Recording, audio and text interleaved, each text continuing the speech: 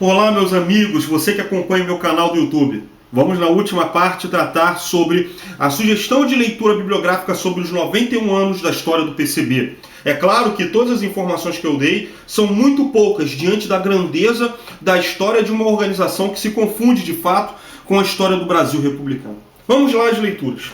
A primeira é a dissertação de mestrado de um especialista sobre a história do PCdoB, que se chama Jean Rodrigues Salles. A primeira é a dissertação de mestrado dele, que trata sobre PCdoB, propostas teóricas e prática política, de 1962 a 1976. Embora ele pegue esse recorte temporal, vale atentar que ele faz um rememoramento desde o relatório Khrushchev, em 1956, como havia dito, e ele faz o processo dessa disputa interna do partido, entre a tentativa de dar um verniz reformista a partir da Declaração de Março de 58 e o contraponto dos setores divergentes que mais tarde expulsos se fundariam o PCdoB em 1962. E aí ele trata como é que o PCdoB vai se posicionar frente à conjuntura internacional defendendo o socialismo com o viés do PC chinês e qual é a posição que ele tem que tomar frente à conjuntura nacional para marcar posição em contraponto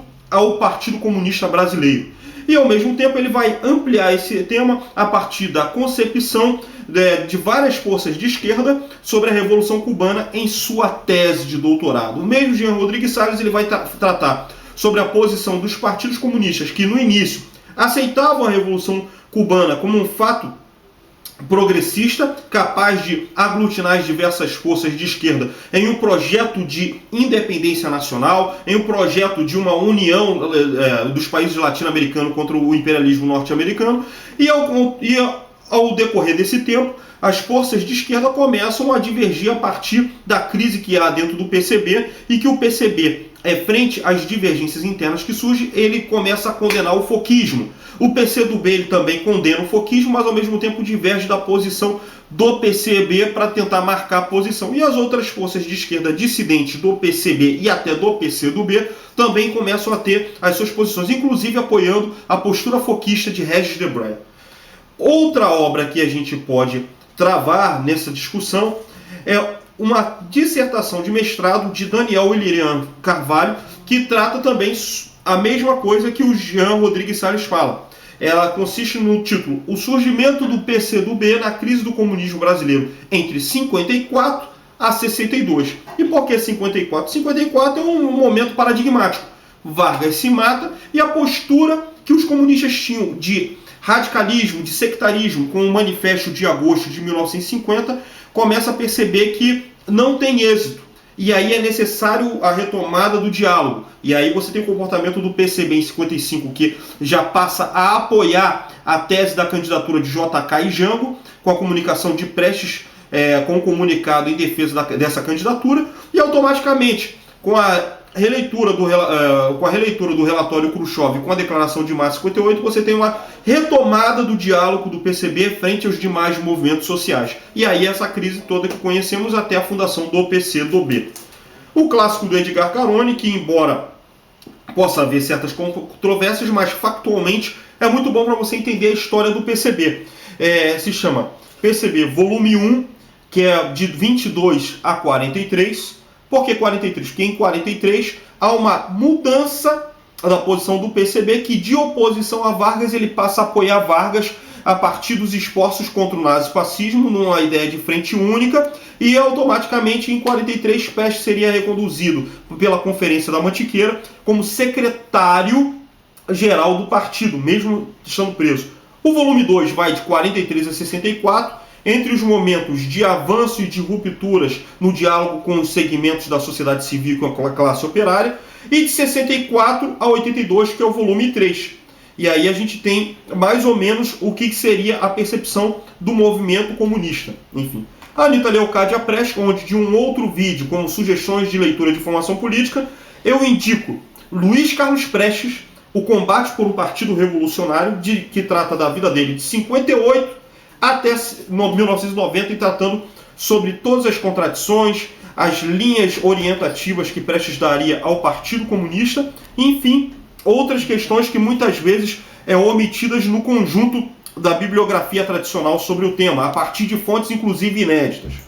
Outra obra que a gente pode tratar é a dissertação de mestrado de um grande amigo e companheiro chamado Fabrício Pereira da Silva, da UFRJ, e que trata sobre utopia de medida, crise e extinção do PCB, de 1979 a 1992. E aí ele começa a falar sobre a vinda do Prestes após o exílio, as controvérsias de Prestes contra o grupo que defendia o diálogo no processo de redemocratização, mas muitas vezes a concessão de uma linha originalmente marxista-leninista e que se confunde com a percepção ao conformismo da liberal-democracia. Enfim, e aí ele começa a tratar da carta aos comunistas, da saída do grupo prestista e da perda de espaço do PCB dentro do movimento sindical a ponto do PCB se esvaziar e em 1992, no 10º Congresso, o PCB praticamente se extinguir e formar o PPS e um grupo de dissidentes refundarem o PCB.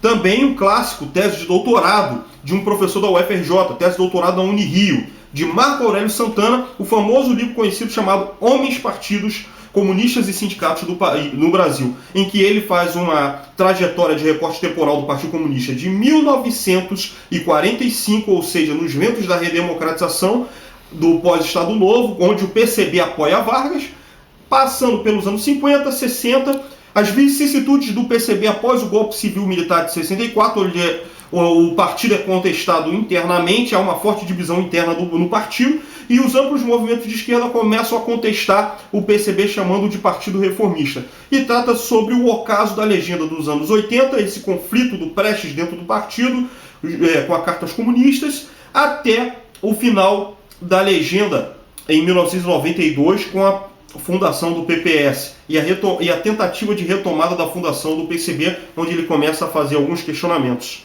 A outra é um artigo de César Alessandro Figueiredo sobre a disputa da memória sobre o legado comunista. Quem que tem a razão? É o Partido Comunista Brasileiro de hoje? O PCdoB, que tenta se evocar como tal a partir da sua reorganização em 62, onde, para mim, na verdade, o PCdoB foi fundado em 18 de fevereiro de 62? Ou o PPS? Enfim, é uma discussão que ele faz a partir do artigo A Invenção da Memória, a disputa do PCB e PCdoB pelo legado do comunismo no Brasil. E aí você tem outros artigos, por exemplo, ainda o livro clássico, por exemplo, do Marcelo Ridente, O Fantasma da Revolução Comunista, onde ele faz uma abordagem sobre a função dos partidos de esquerda, os movimentos que haviam nos anos 60, 70, 80, como que os partidos comunistas tiveram seu comportamento nos momentos da política de repressão organizada pela doutrina de segurança nacional em pleno regime autoritário civil-militar, enfim, e até mesmo a obra clássica do Rodrigo Pato Samota, que trata sobre o anticomunismo do Brasil. E esse anticomunismo no Brasil seria a obra relacionada como é que os setores anticomunistas viam o Partido Comunista Brasileiro.